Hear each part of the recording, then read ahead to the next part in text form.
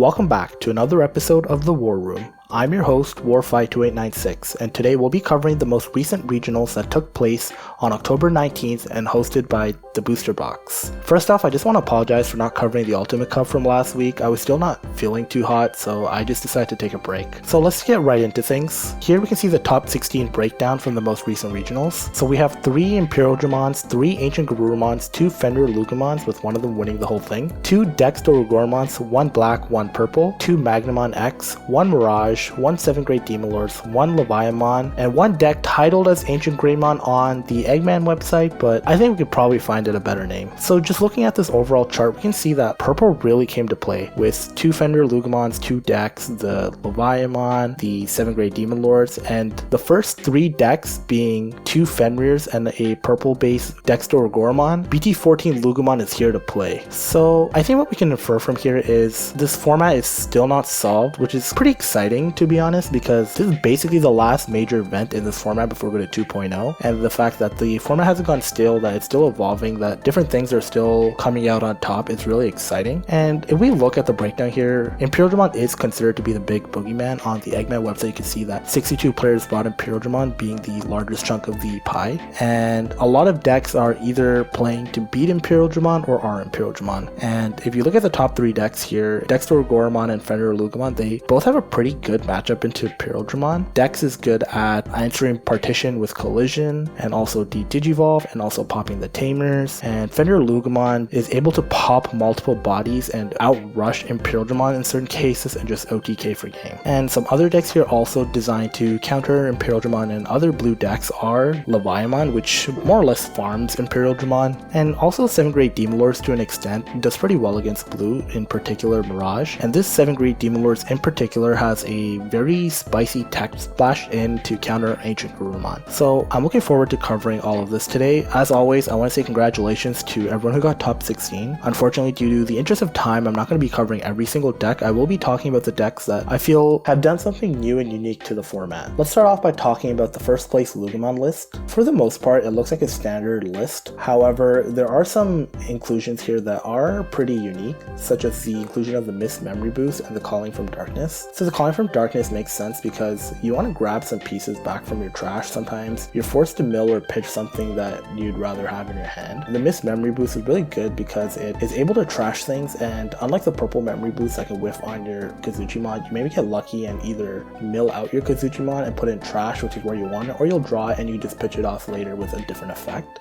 Fenriloogamon is a very explosive deck that can really just get you out of nowhere.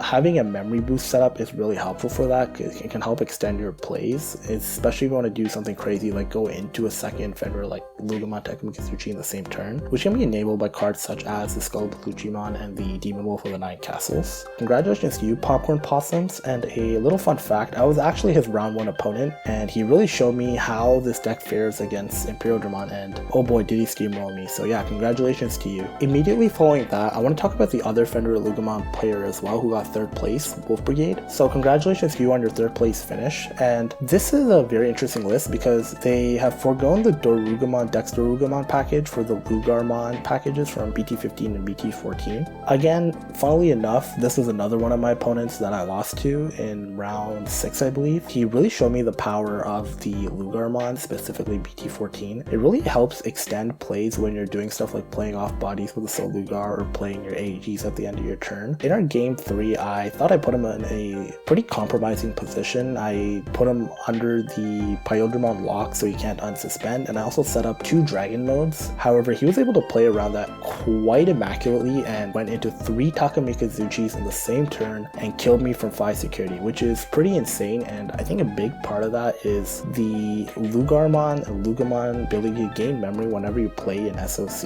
In combination with the Wisdom training and the Demon Wolf of the 9 Castles, you're really able to extend your plays every time after resetting your memory to 3 with the Takemikazuchi and resetting your inheritables after DNAing. I think a lot of people have kind of written off the Lugarmons in favor of the Dorugamon and DexDorugoramon ability to draw and trash and also control small bodies on the board, but definitely the Lugarmons are something you should not sleep on. Congratulations to you on your 3rd place finish. Now let's jump backwards a bit, back to 2nd place, the purple based DexDorugoramon build. This is IDBW, so congratulations to you on your second place finish. If we look at this list along with the 2 Takemikazuchis, we can see that BT17Lugamon really just took all top 3 places on the podium, so that's pretty interesting. Historically in North America, we've seen black base really dominating. I think until last week with the 3rd place finish in the Ultimate Cup was the first time we really saw purple base doing well, and this decided to just one up that immediately and get 2nd place, so that's pretty cool. Purple base has its advantages over the black base. Although black base provides a bit more versatility with the Digivolve and the ability to run something like MirageGaogamon Ace, purple base here is able to do a lot of the memory efficient shenanigans that the Takemikazuchi build is also able to do with the BT14Lugamon. Being able to grab your AGs from trash and having alliance instead of piercing does make quite a difference in being able to get really big and swing over things. They are still taking some aspects of the black base into this build, such as the restricted Dorugoramon, which gives you Sec +1. So that plus the alliance, you can swing for 3 checks, which is extremely aggressive.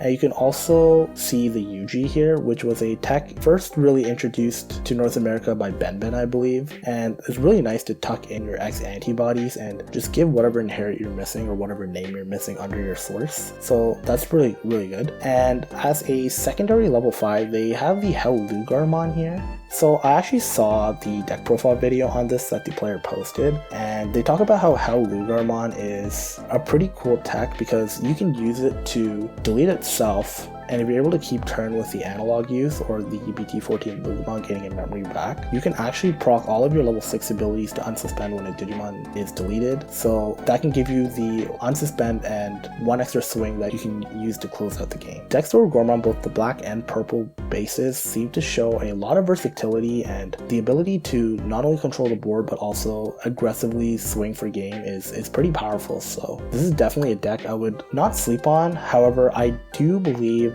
this deck might get outclassed by Lord Nightmon when we go into 2.0, because that does a lot of similar things that this deck is trying to do in a more efficient way. That's something we have to wait on and see how exactly the meta shakes out and if DexDorugoramon will still have a place in the format. But yeah, until then, it's cool to see that this deck is finally getting its time to shine after being overshadowed by its Takemikazuchi counterpart. I'd like to briefly talk about AncientGarurumon. So there aren't any really unique techs here. We can see that they went a bit heavier on the floodgates with 2 Solars, 3 Gatsus, but I just wanted to bring up AncientGarurumon because it looked like Imperialdramon was really outshining this deck, but we saw in the past couple events AncientGarurumon has really been rising up in popularity and in results, and we see here that got the same number of tops as Imperialdramon and overall did better than Imperialdramon with a 4th place and a 5th place AncientGarurumon, with the highest Imperialdramon being 7th place.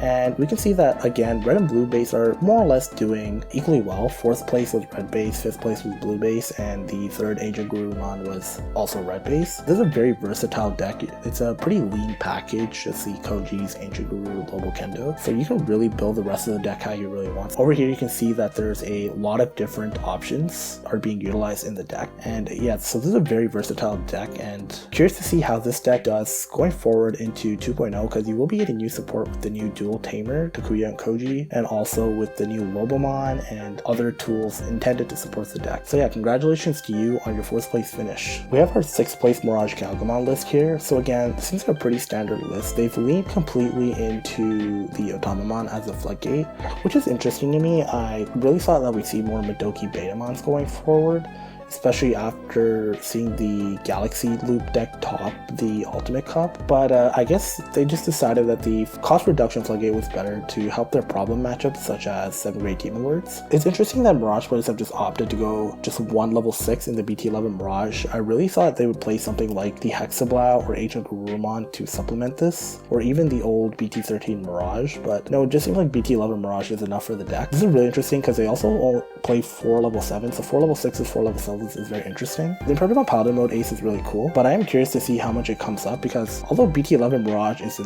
very annoying card and everyone hates dealing with it, the real win condition of the deck is the burst mode, so going into the Paladin mode kind of locks you out of the burst mode, so I am curious to see if the Paladin mode comes up as much as one would think. But yeah, besides that, I think it's a pretty fairly standard deck from MirageGaogamon. Let's see if this deck is still a tier 1 deck in the next format as well. Congratulations to you on your 6th place finish, Sean. Next up, let's talk about the 8th place black-based DexDorugoramon build. So this list seems fairly similar to the list I've been topping, such as Ben's list. Some notable differences are the inclusion of the once again restricted Dorugramon to provide aggression with the Sec +1, and also the 1-up DexDorugoramon, which is kind of a hit or miss card because you really don't want to Digivolve this on top of your Dorugray. You'd rather use the Dorugray effect to go into one of your level 6s. Interestingly, they're not playing the Yuji, and I think the DexDorugray pairs really well with the Yuji because you can kind of tuck it under your Dorugoramon or DexDorugoramon after you've already evoed on the Dorugray, so you don't really need to evo it on your Dorugray, miss out on the Dorugray effect. But I guess it's really just here to provide as a protection layer for the Dorugray. And finally, the most standout card to me here is the Tominori Ryusenji. So this is a card I kind of wrote off when we saw the BT17 leaks and also when we did playtesting with the deck. And I think a lot of other players probably did the same because you don't really see this card. And even looking at it now, I'm trying to figure out what the reason for it being here is. The best thing I could think of is it's just a way to force Evo into your Dex form in your trash at the end of your opponent's turn. And that can be pretty useful to go into something like your DexDorugoramon and Digivolve and pop the board.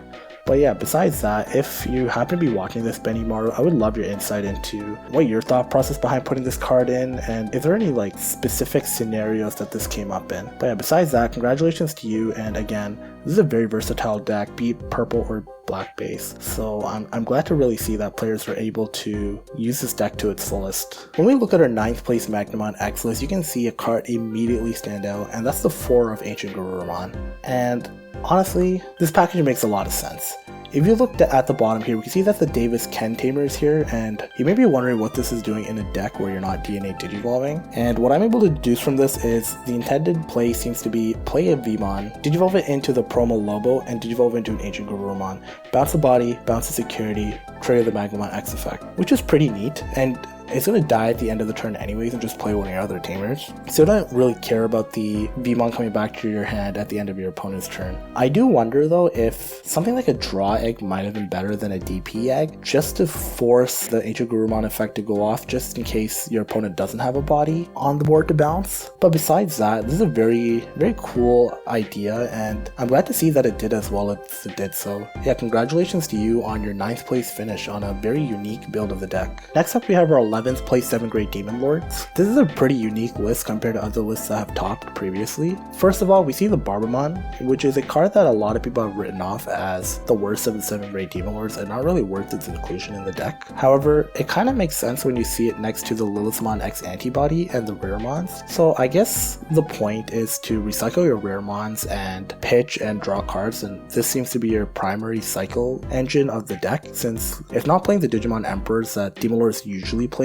to help draw through their deck, they're also playing the Lilithmon X Antibody along with the 7th Fascination, and that's a pretty good way of answering boards. Not a lot of cards can really respond to gaining the effect to delete yourself or delete your other Digimon, so this is a really good way to get around a lot of protection. And finally, we see the inclusion of Kari, a Revelation of Light, and this is a package I really enjoy. It's something I experimented with in different builds of Yellow Vaccine and Angels. In this deck in particular, it really makes sense because one of the hardest matchups for Great Demon Lords is AncientGarurumon and also decks that go wide. So the Revelation of Light really deals with decks that go wide because it's basically a rude mode in security, just giving you a blanket minus 5k. And also the Kari is really good for the AncientGarurumon matchup because when they bounce the security, you can just give it sec -1, so they can't really swing for game. And the Revelation of Light also does something else pretty neat, where if you happen to have a Lucimon in security, you can play it out and use its effect to search or even go into the Lucimon Chaos mode end of turn, so that's really neat as well. And they're also playing 4 of the Leviamon and 4 Biting Crushes, which is a pretty powerful duo, especially in this format against things such as the Imperialdramon. But yeah, congratulations to you on your 11th place finish with a very unique build of 7th grade Demon Lords. So the Eggman website calls this a Ancient Greymon build, but I'm gonna call this Agumon Rush because I don't see any Takuyas here. And this is a very cool list. It utilizing a lot of different aspects of the card game and different archetypes to make a really interesting and apparently cohesive build. So it's combining the Agumons and BT6 ties to create a pretty strong draw engine in tandem with the BT17 Greymon to help you pop small bodies and also cheat out your tamers on death. And you also have the Agumon Marcus package to turn that into a Digimon and provide more aggression. You also have the Agumon and AncientGarurumon combo to go into the AncientGarurumon, do 2 checks, and then on deletion play out a tamer. You also have the Skull Greymon here, which on deletion plays an Agumon and a tie and gives the Agumon Rush, so you can go into that Agumon and the AncientGarurumon again. And you have a bunch of tamers here. You have the analog use, you have tie and Kari tamer to play out your tie or your tie and Kari. You have the Louis, you have the Marcus. It's a whole jumble of cards here, and when you really look at it, you can start to see how the deck really works. So congratulations to you, Peter, on having this insane idea and really putting it together. I'm sure you put in the hours with testing as well, and I hope you got the fruits of your labor and you're happy with your 14th place finish, because that's a pretty big deal with a very interesting list like this. So yeah, congratulations to you. And the final list I want to talk about is the 16th place Imperialdramon. I know there are Imperialdramon lists that did better in this tournament, but this is my list. I got 16th place, guys, and who better to talk about my deck than me? So this is pretty similar to the build I brought to Niagara. The only notable exception is I got one BT16 Dragon mode for a Hexablow, and I cut 2 of the DP eggs and decided to go with a split between the draw and DP eggs. Otherwise, this is basically my Niagara list. I think Hexablow is a pretty interesting inclusion to the deck. I know a lot of people are playing it. I primarily played it for the Mother matchup, but this came up a lot more in other matchups such as AncientGarurumon and Mirage and other tamer based decks. So yeah, Hexablow is a pretty neat inclusion. I understand why a lot of people play that too. However, I do feel like I'm someone who likes to play this deck a lot more aggressively as opposed to control, which is why I play 2 of the starter decks still. The Hexablow not being a free instead of being a data, it really doesn't synergize well with the rest of the deck and the aggression game plan. It's kind of a backup plan for your harder matchups, but I do understand why a lot of people do play that too, especially if you prefer to play this deck in a more control style. Just to go over my matchups, round 1 I played Fenriloogamon, lost 1-2, and that's the player that ended up winning the whole tournament, so can't be too upset about that. Round 2 I played red base AncientGarurumon, which I was able to take pretty handedly 2-0. Round 3 I interestingly faced a Galantmon list, I was also able to take 2-0. Round 4 I played a Mirage, and Mirage is the primary reason why I prefer to run 4 DPX that can comfortably make stacks without a draw inherit, and that really came to bite me in the butt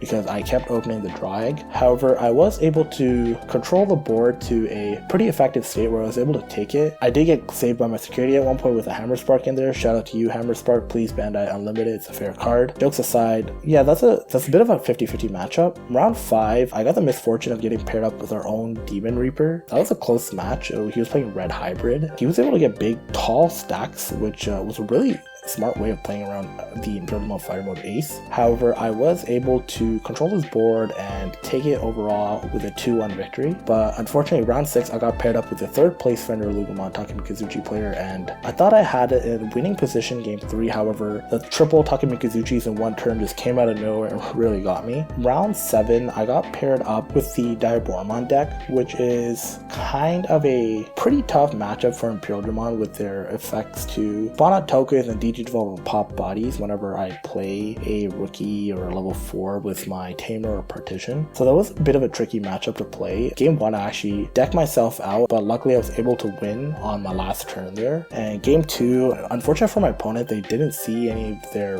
level 3, so they were forced to hardplay bodies, and Imperialdramon was able to do Imperialdramon things, and I was able to just outpace and just cinch the game in a pretty handed victory. Round 8, I faced 7 Great Demon Lords. And Demon Lords is a pretty favored matchup for Imperialdramon because such as deletion, protection through the return of Primogenitor, partition from Imperialdramon, suspending their blockers with Imperialdramon to swing through, and also cards like the BT16 Dragon mode and the Paladin mode Ace to really punish any Agumon plays. So I was able to take that 2-0, and then in my final round I got paired up against Galaxy, and Galaxy is a bit of a hard matchup because their top end really messes up with Imperialdramon Imperialdramon's game plan, the Hexaball and Mirage really punishes a lot of what the Imperialdramon deck is trying to do. So game 1, they were able to take it pretty solid. Game 2, I did kind of high roll them. I was able to see all my pieces to go into the starter deck Dragon Mode twice and just swing out for game. And game 3, it was a bit close. However, my opponent was stuck in a position where they didn't really see any level 5s. I was able to capitalize on that and just win the game. Overall, ending off with a record of 7-2 and getting a 16th place finish. And I've been playing Imperialdramon since BT16. My overall thoughts on the deck, I do think it's a pretty good deck. I think a lot of people have this idea that this is a deck that's pretty brain dead, for a lack of better terms. You can just pick it up and play it. However, I would like to disagree. I do think there are a lot of decision points in the deck. Although the deck does have a pretty low floor, I do think it has a relatively high ceiling, especially when it comes to building the deck, because the Imperialdramon archetype is similar to the Greymon archetype, where you have a lot of different options. For example, I play BT12 fighter mode. I know a lot of people choose not to play this, and even